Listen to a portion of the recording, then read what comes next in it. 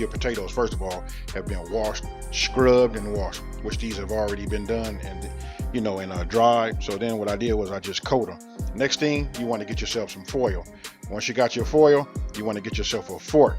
What you want to do is you want to poke it. I poke it around 10 times. Listen, you got to have somewhere for that heat, when it's in that oven, for the heat to escape. And then there's no certain way that you do this right here.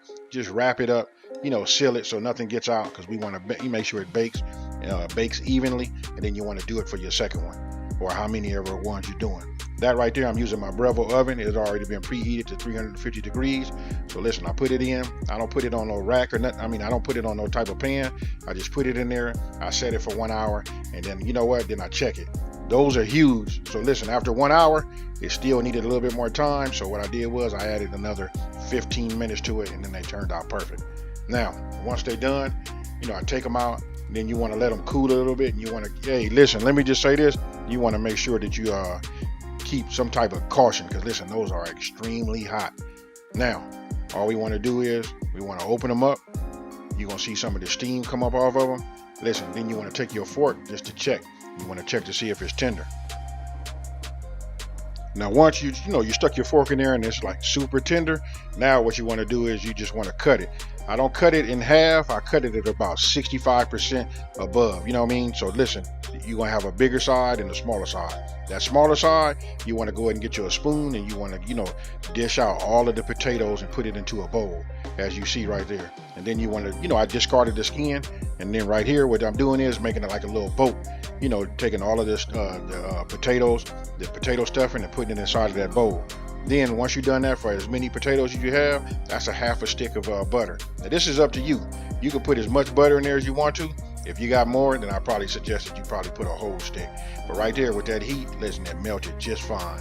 And then, hey, here's the key to cooking, you guys. You got to taste your food as at different stages. So I just tasted it. I know it needed a little salt. Right off the back, it needed salt. And then when I tasted it, I adjusted it. And then after that, then I went with the pepper. And then, you do the same thing. Listen, that's essential. That way you don't have no surprises and your food turns out, just awesome. So you want to just make sure it's mixed properly.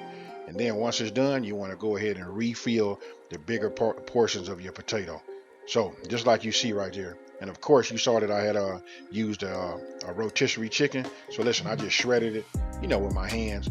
I went ahead and just put some shredded chicken on the top.